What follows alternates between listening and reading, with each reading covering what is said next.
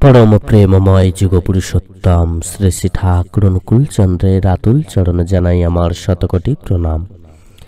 जय गुरु सकल इष्टप्राण दाता मायरा। आज থেকেই पवित्र माघ मासेर सूचना হয়েছে। এই পবিত্র মাঘ মাসে বিশেষ কিছু কর্ম আমাদের প্রতি প্রত্যেকেরই কিন্তু শ্রী শ্রী ঠাকুর পালন করার বিধান দিয়েছেন এবং বিশেষ কিছু কর্মকে আমাদের এড়িয়ে চলতে হবে। তো এই পবিত্র মাঘ মাসে কোন বিশেষ কর্ম আমরা পালন করব এবং কোন বিশেষ কর্মগুলিকে আমরা কঠোরভাবে এড়িয়ে চলব, চলুন প্রত্যেকেই সেটি জেনে নিই। পরমদয়াল যুগপুরুষোত্তম শ্রী শ্রী ঠাকুর অনুকূলচন্দ্র শুধু মাঘ মাস নয়, বছরের প্রত্যেকটা দিনই কিন্তু আমাদেরকে বিশেষ কিছু কর্মকে পালন করার বিধান দিয়েছেন এবং বিশেষ কিছু কর্মকে কঠোরভাবে এড়িয়ে চলার বিধান দিয়েছেন। কিন্তু এই পবিত্র মাঘ মাসে বেশি করে সেগুলিকে পালন করতে হবে, কঠোরভাবে তার আদেশ নির্দেশগুলোকে যথাযথভাবে মেনে চলতে হবে। পরমদয়াল যুগপুরুষোত্তম শ্রী শ্রী ঠাকুর অনুকূলচন্দ্র সবার প্রথম যে কথাটি আমাদেরকে মেনে চলার কথা বললেন সেটি হচ্ছে ধর্ম। এই ধর্ম নিয়ে আমাদের মধ্যে অনেক বিভেদ, অনেক মতামতের হেরফের হচ্ছে, কিন্তু পরমদয়াল যুগপুরুষোত্তম শ্রী শ্রী ঠাকুর অনুকূলচন্দ্র আমাদেরকে শিখিয়েছেন অন্য বাঁচায় নিজে থাকে, ধর্ম বলে জানিস তাকে। ধর্মে সবাই বাঁচে বারে, সম্প্রদায়টা ধর্ম না রে। ধর্ম জীবন দীপ্ত রয়, ধর্ম জানিস একই হয়। যত জানিস ধর্ম বলে, মূলে সব এক গজিয়ে চলে। অর্থাৎ এই যে ধর্ম ধর্ম করে এত মতভেদ তৈরির চেষ্টা চলছে বা নিজেদের মধ্যে ভাগবাটোয়ারা করার চেষ্টা চলছে, এটাকে কিন্তু পুরোপুরি ভাবে তিনি উড়িয়ে দিয়েছেন। তিনি সবার প্রথম বললেন অন্য বাঁচায় নিজে থাকে, ধর্ম বলে জানিস থাকে। অন্যকে বাঁচায় এবং নিজে থাকে, সেটাই হচ্ছে আসল ধর্ম। ধর্মে সবাই বাঁচে বারে, সম্প্রদায়টা ধর্ম নয়। এই যে হিন্দু, মুসলমান, খ্রিস্টান, বৌদ্ধ, জৈন, এই যে এক একটা সম্প্রদায়, এগুলো কিন্তু কোনো ধর্ম নয়, এগুলো এক একটা সম্প্রদায়। আর ধর্ম হচ্ছে একটাই, সেটা হচ্ছে বাঁচা বাড়ার ধর্ম, যেটা অন্যকে বাঁচাতে সাহায্য করে, নিজেকে বাঁচতে সাহায্য করে। তিনি আরো বললেন ধর্মে জীবন দীপ্ত রয়, ধর্ম জানিস একই হয়। তিনি কিন্তু স্পষ্ট করে তার বাণীর মধ্য দিয়ে বলে দিলেন ধর্মে মানুষ বেঁচে বেড়ে ওঠে, দীপ্ত হয়ে ওঠে, ধর্ম একটাই হয়। যত জানিস ধর্ম বলে, মূলে সব এক গজিয়ে চলে। এই যে এত আমরা ধর্ম করি, হিন্দু, মুসলমান, খ্রিস্টান, বৌদ্ধ, জৈন, শিখ, ঈসাই, এই যে এগুলোকে আমরা ধর্ম বলে ভাবি, এক একটা সম্প্রদায়কে ধর্ম বলে ভাবি, এর মূলে কিন্তু এক, সবই একই বার্তাবাহী বহন করে চলার চেষ্টা করলে তবেই কিন্তু প্রকৃত রূপে আমরা প্রকৃত ধর্মকে মেনে চলতে পারবো। যেখানে অন্যকে বাঁচিয়ে নিজেকে সঠিকভাবে রাখতে পারবো, যেখানে সবাইকে ভালোভাবে রাখার চেষ্টা করতে পারবো, সেটাই হচ্ছে আসল ধর্ম। তিনি আরো বললেন যা করলে বাঁচা বাড়া সমন্বয়ে বেড়েই যায়, তাকেই জানিস ধর্ম বলে। ধর্ম থাকে আর কোথায়? যেটা করলে বাঁচা বাড়া ধীরে ধীরে আরো উন্নতির পথে এগিয়ে চলে, সেটাই হচ্ছে আসল ধর্ম। ধর্ম কিন্তু আর কোথাও থাকে না। বাঁচা বাড়া নিঝুম হলো, পড়শি উছল হলো না, এতেও কিরে বলতে চাস তুই ধর্মে করিস বন্দনা? নিজে বাঁচা বাড়ার সাথেই অন্য বাঁচা বাড়ায় ধরা, ওটাকেই তো ধর্ম বলে, ওই চলনে ধর্ম করা। অর্থাৎ প্রত্যেককে সাথে নিয়ে চলাটাই হচ্ছে আসল ধর্ম, তিনি কিন্তু স্পষ্ট করে বলে দিলেন। আর বর্তমানে কি হচ্ছে, এর মধ্যেই ছোট বড়, উঁচু নিচু, ভগবান, বিভিন্ন ধরনের মতভেদ তৈরি করার চেষ্টা চলছে। তো এই যে মানুষে ভেদাভেদ মানুষ নিজেরাই নিজেদের স্বার্থ সিদ্ধির জন্য করছেন, সেটাই কিন্তু এই সমাজের পক্ষে ক্ষতিকর।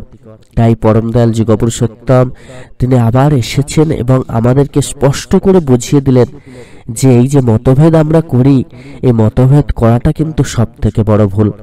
বাঁচা বাড়ার প্রকৃত যে নিয়ম, সেটাই হচ্ছে আসল ধর্ম।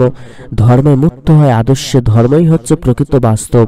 এই বাস্তবটাকে যথাযথভাবে যদি আমরা মেনে চলতে পারি, বাস্তবের মধ্যে যদি আমরা প্রকৃতরূপে ধর্মকে স্থান দিতে পারি, ধর্মের অনুশাসন মেনে আমরা যদি বাস্তবে চলি, সেটাই হচ্ছে প্রকৃত রূপে ধর্ম পালন। যেমন চলায় বলায় খাওয়ায় বাঁচা বাড়ায় হয় ধৃতি, ধর্ম জানি সেই চলনে, সেই তো জানি সারনীতি।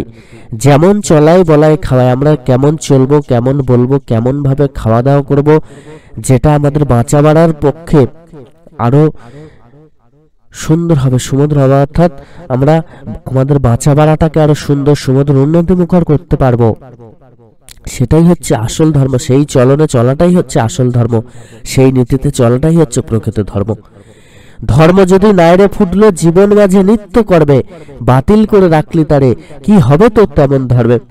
আমাদের নিত্য কর্মে এই যে জীবন মাঝে যদি না ধর্মটাকে আমরা ফোটাতে পারলাম, অর্থাৎ আমরা যে কর্ম করছি, আচার ব্যবহার করছি, আমরা যেমন ভাবে চলছি, বলছি, খাওয়া দাওয়া করছি, এই সমস্ত কিছুর মধ্যে যদি ধর্ম না আসে, অর্থাৎ ধর্মের যে বিধিবিধান, যে অনুশাসন, সেই অনুশাসন, সেই বিধিবিধান মেনে যদি না আমরা চলি, সেইভাবে কথাবার্তা বলি, সেইভাবে আমরা আমাদের আচার ব্যবহার অভ্যাসকে না গড়ে তুলি, তাহলে কিন্তু ধর্ম থাকে না। আমরা প্রকৃতরূপে একটা মতবাদ নিয়ে এগিয়ে চলার চেষ্টা করছি এবং নিজেদের মধ্যে সেগুলোকে নিয়ে মানামানির চেষ্টা করে প্রকৃত ধর্মকে কিন্তু আমরা বেশিয়ে দিচ্ছি এবং মতভেদ তৈরি করছি, নিজেদের মধ্যে একটা ভাগাভাগি করার চেষ্টা করছি। মানুষ যে এক, সেই কথাটা আমরা মুখে বলি, কিন্তু প্রকৃতপক্ষে সেটা আমরা মানতে চাই না। আমরা সম্প্রদায় বিভেদে নিজেদেরকে আলাদা আলাদা করে দেখার চেষ্টা করি। কেউ এই যে সম্প্রদায়গত হিন্দু, মুসলমান, খ্রিস্টান, বৌদ্ধ, জৈন, এই যে দেখুন চারিদিকে একটা সম্প্রদায়গত দাঙ্গা যেন লেগে গেছে। অর্থাৎ মানুষের মধ্যে সেই ভালোবাসা নেই, মানুষের মধ্যে মতভেদ তৈরি করার চেষ্টা চলছে, মানুষের মধ্যে হিংসা ঢোকানোর চেষ্টা চলছে। আর এর জন্য দায়ী কিন্তু কিছু কিছু দেখবেন মাথায় বসে আছে, তারা এই কাজটা করছে, যারা সাধারণ মানুষকে খেপিয়ে তোলার চেষ্টা করছে এবং জাতিগত দাঙ্গা বাঁধানোর চেষ্টা চালাচ্ছে। বাংলাদেশের উদাহরণ দেখলেই আপনারা দেখতে পাবেন, বা পাকিস্তান বলুন, আফগানিস্তান বলুন, যেখানে হিন্দুদের বাস ছিল, পুরোটাই হিন্দুদের বাস ছিল, আজকে সেখানে কিন্তু আর হিন্দু আপনারা খুঁজে পাবেন না। অর্থাৎ সেই জাতিগত ব্যাপার স্যাপার, মতবাদ, নিজেদের মতভেদ তৈরি করে তাদেরকে সেইভাবে তাদের ধর্মে স্থানান্তরিত করা, এটা যেন তাদের লক্ষ্য হয়ে গেছে। তো এটা কিন্তু প্রকৃত ধর্ম না, এগুলো হচ্ছে নিজেদেরকে, নিজের দুর্বলতাকে ঢাকার চেষ্টা করা, আর কিছু নয়। পরম দয়াল যুগপুরুষোত্তম শ্রী শ্রী ঠাকুর বাণী দিলেন, ধর্ম দিয়ে জাতের তফাৎ এও কি কোথায় হয়, জনম থেকেই জাত যে গড়ে, ধরন কতই ধরে, রেত শরীরে অমর চলায়, মুক্ত ধাপে বয়, ধর্মে সবাই বাঁচে বাড়ে, সম্প্রদায়টা ধর্ম নারে, জন্ম জীবন দীপ্ত করে, ধর্ম একই হয়। এই যে জাতের তফাৎ আমরা করি ধর্মের নামে, এটাও কিন্তু তিনি আমাদেরকে বারণ করে দিলেন যে ধর্ম দিয়ে জাতের তফাৎ হয় না। জাত তো হচ্ছে আমরা কোন গৃহে জন্মগ্রহণ করছি সেটার উপর নির্ভর করে, সেটা তো সেই ভগবানের সৃষ্টি। আমরা যে এই ঘরে এসছি, আমাদের এই ঘরে এসছি, এটা তো ভগবানের সৃষ্টি। আমরা কেউ জানতাম এই ঘরে আমরা আসবো, আমাদের বাবা মা এনারাই হবেন? তাই ভগবানের সৃষ্টি, জাত তো ভগবানেরই। যে ঘরে আমাদের জন্ম হচ্ছে সেই জাতই আমরা গ্রহণ করছি, অর্থাৎ ভগবানেরই সেই সৃষ্টি তৈরি, অর্থাৎ এর মধ্যে ভগবানের সৃষ্টিই হচ্ছে। তিনি যেখানে পাঠাচ্ছেন আমরা সেখানেই সেইভাবে বেড়ে উঠছি, সেই জাত গ্রহণ করছি। এখানে তো ধর্মের কোনো কথাই আসে না। তিনি তাই বারবার করে বললেন, ধর্মের সবাই বাঁচে বাড়ে, সম্প্রদায়টা ধর্ম নারে। তিনি আমাদের চোখ কিন্তু খুলে দিলেন। অর্থাৎ ধর্ম হচ্ছে একটাই, সেটা হচ্ছে মানব জীবনকে গঠন করার যে রীতি, সেটাই হচ্ছে প্রকৃত ধর্ম। যাতে করে মানুষ ভালো থাকতে পারে, যাতে করে মানুষ আরো সুন্দর সুমধুর জীবন লাভ করতে পারে, সেটাই হচ্ছে প্রকৃত ধর্ম। আর আমরা সম্প্রদায়গতভাবে একটা ধর্ম তৈরি করার চেষ্টা করছি, যার মধ্য দিয়ে এত বিভেদ, যার মধ্য দিয়ে এত হানাহানি, মারামারি, এত জাতিগত দাঙ্গা এগিয়ে আসছে। তাই তো তিনি আবার বললেন, হিংসার দেশি বৃত্তিরিপুর পালন পূরণ মিলন হারা চতুর চালে ধর্মনীতির সমর্থন দিয়ে কারা ভর দুনিয়ার প্রেরিতদের কারোর ভক্তি অছিলায় অন্য প্রেরিত নীতির দলন করতে যদি কেহ ধায় তারাই নিছ কাফের জানিস ধর্মদ্রোহের কারণ সেই তাকেই আশ্রয় প্রশ্রয় দেয়া অবজ্ঞা সেই ঈশ্বরেই। এই যে হিংসা দেশ আমরা করতে থাকি, আমরা বৃত্তির কবলে পড়ে অন্য যে সম্প্রদায় তাদেরকে আমরা ছোট করার চেষ্টা করি, তাদের সাথে দাঙ্গা লাগানোর চেষ্টা করি, বা তাদেরকে ভাবি, তাদেরকে অছিলা করতে চেষ্টা করি, এবং প্রেরিত যে ভগবান ঈশ্বর আসেন তাদেরকে ছোট করার চেষ্টা করি। এই যে যারা এরকমটা করছে তারাই কাফের। পরম দয়াল যুগপুরুষ সত্যম শ্রী শ্রী ঠাকুর কিন্তু স্পষ্ট করে বললেন এরাই হচ্ছে প্রকৃত কাফের, যারা ধর্মদ্রোহের চেষ্টা করে থাকে, ধর্ম বিদ্রোহের লাগানোর চেষ্টা করে থাকে, সম্প্রদায়গত একটা দাঙ্গা লাগানোর চেষ্টা করে, এরাই হচ্ছে প্রকৃত কাফের। আর যারা ঈশ্বরকে অবজ্ঞা করে, যে যুগে যুগে তিনি এসেছেন তাদেরকে অবজ্ঞা করে নিজেদেরকে বড় করার চেষ্টা করে, এরা হচ্ছে প্রকৃত কাফের। সকনিষ্ঠ প্রাণ দাদা মায়েরা, এই ভুলটা কিন্তু করলে চলবে না। আমাদেরকে ধর্ম একটাই, পরম দয়াল যেটা আমাদেরকে শিখিয়েছেন সেটাকেই মেনে চলতে হবে, অর্থাৎ বাঁচা বাড়ার ধর্ম। আমাদের কর্মে যেন ধর্ম থাকে, আমাদের চালচলনে যেন ধর্ম থাকে, আমাদের আচার ব্যবহার কথাবার্তায় যেন ধর্ম থাকে, আমাদের প্রত্যেকটা মুহূর্তে যেন ধর্ম থাকে। অর্থাৎ যে যে নীতি তিনি আমাদেরকে মেনে চলার কথা বলেছেন, যে আদেশ নির্দেশ তিনি আমাদেরকে দিয়েছেন, সেই সমস্ত কিছুই যেন আমরা প্রত্যেকটা মুহূর্তে মেনে চলতে পারি, সেটাই হচ্ছে প্রকৃত ধর্ম। 2 নম্বর যে কর্মটি আমাদেরকে কঠোরভাবে পালন করতে হবে সেটি হলো ইষ্টভৃতি নাম জপ, সময় প্রার্থনা। কোনো অবহেলা নয়, কোনো ভাবেই এটাকে কিন্তু অবহেলা করলে হবে না। আমরা রোজ ঘুম থেকে উঠেই চেষ্টা করব, ব্রহ্ম মুহূর্তে ঘুম থেকে উঠেই ইষ্টভৃতি পালন করার। যদি আপনি ব্রহ্ম মুহূর্তে না উঠতে পারেন, সকাল সকাল খুব সকালে 6টার মধ্যে আপনারা চেষ্টা করবেন কিন্তু ইষ্টভৃতি পালন করার।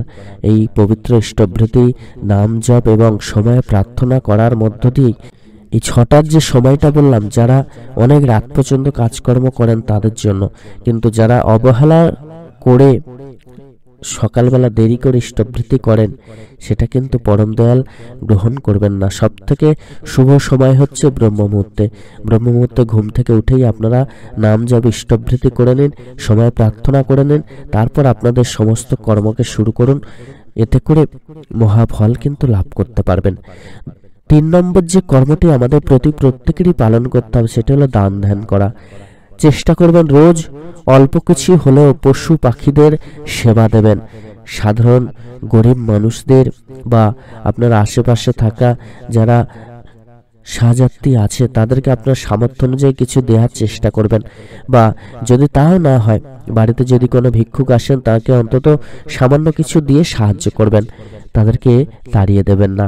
এই কর্মটা কিন্তু অতি অবশ্যই পালন করবেন। মানব ধর্ম আমাদের প্রত্যেকেরই পালন করতে হবে। পরম দয়াল সেই বিধান কিন্তু আমাদেরকে দিয়েছেন।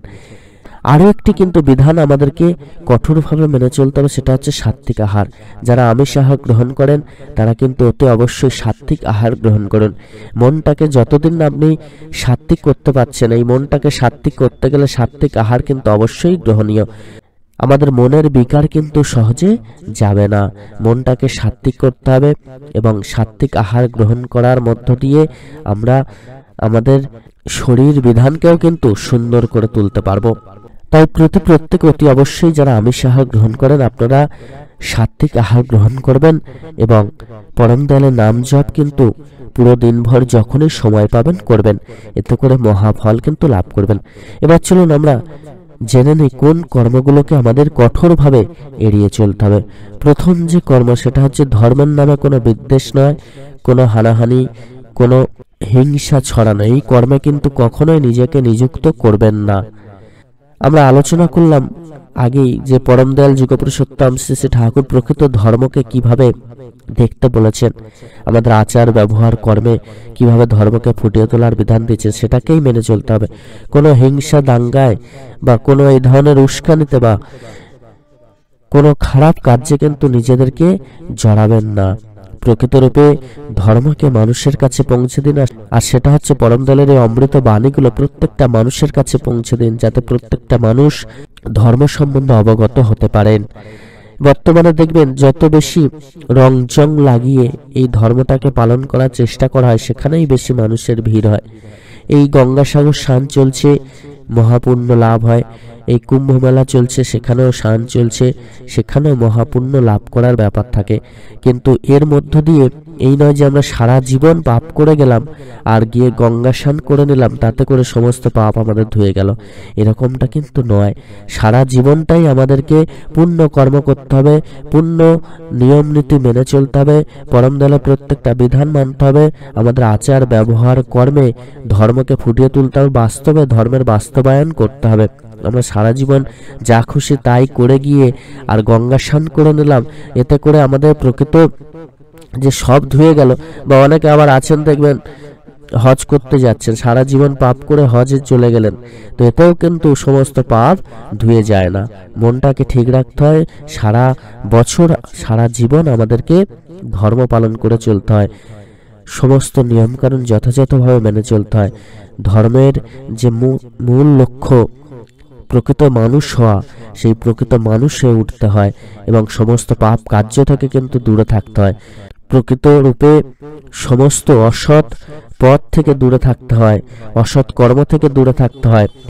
অসৎ যারা উপায় অবলম্বন করেন, সেই উপায় থেকে দূরে থাকতে হয়, তবেই হবে প্রকৃত রূপে পুণ্য স্নান। আমরা শুধুমাত্র কোনো কর্ম ছাড়াই যাতে করে শর্টকাটে সমস্ত পাপ ধুয়ে পুণ্য লাভ করা যায় বা উন্নতি হয়, সেই সমস্ত কর্মগুলোকে করতে থাকি। কিন্তু পরম দয়াল যুগপুরুষোত্তম শ্রী ঠাকুর বললেন প্রত্যেক দিন নিত্য কর্মে বাস্তবে ধর্মকে ফুটিয়ে তোলার কথা। আরো একটি যে বিশেষ কর্মকে আমাদের কঠোরভাবে এড়িয়ে চলতে হবে, সেটি হলো আমরা প্রত্যেককে সমস্ত প্রকার অসৎ পথ থেকে দূরে রাখার চেষ্টা করব। অসৎ কথা, অসৎ কর্ম, এই সমস্ত কিছু থেকেই কিন্তু দূরে থাকব। আমরা নিজেদেরকে সৎভাবে এগিয়ে নিয়ে যাওয়ার চেষ্টা করব, পবিত্রভাবে মনটাকে করে পবিত্র কর্ম পালন করার চেষ্টা করব। হিংসা, দেশ সমস্ত কিছু দূর করার চেষ্টা করব। আমরা নিজেদেরকে ঠিক রাখবো, এতে করে কিন্তু মহা ফল আমরা লাভ করতে পারবো। সকলে ইষ্টপ্রাণ দাদা মায়েরা সকলে খুব ভালো থাকবেন। পরম দয়াল আপনাদের প্রতি প্রত্যেকের মঙ্গল করুন। জয় গুরু বন্দে পুরুষোত্তমম।